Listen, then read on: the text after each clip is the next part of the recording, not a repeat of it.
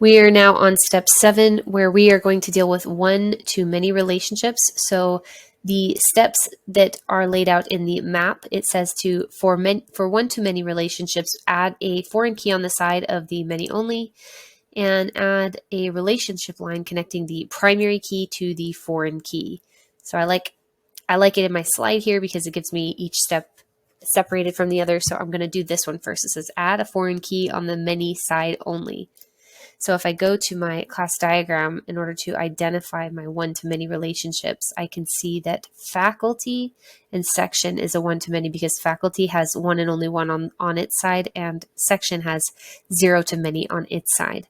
So let's go ahead and implement that. I'm going to go to my course registration page, and it said to add a foreign key to the side of the many only. So I'm going to add a foreign key to faculty, and faculty's primary key is W number.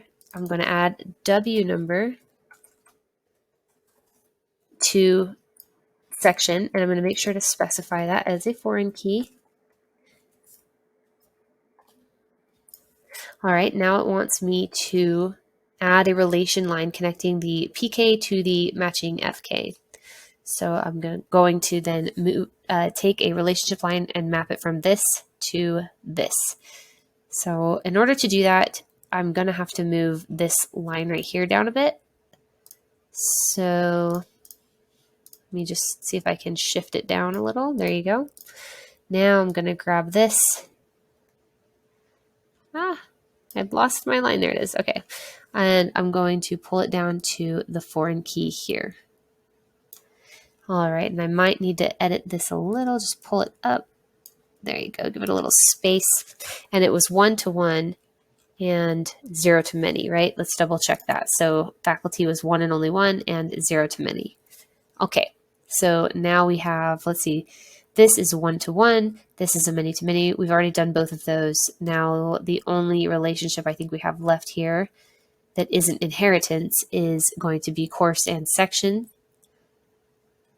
There we go. So course and section. So course is 1 or 1, and the other side of that section is 0 to many. So let's go and add a foreign key to the many side. So we'll add one over here. I'll go ahead and grab one of these rows, and you can do here. Let's do this since this is the foreign key one. Bold that, and we want to add course ID. Whoops, course ID. And now we'll just map this to the foreign key, mapping the primary key of course ID to the foreign key in section. I'm going to pull that out so you can see the multiplicities. Let's double check those multiplicities, 1 and only 1 and 0 to many. There you go. So we have officially completed step 7. So there you go.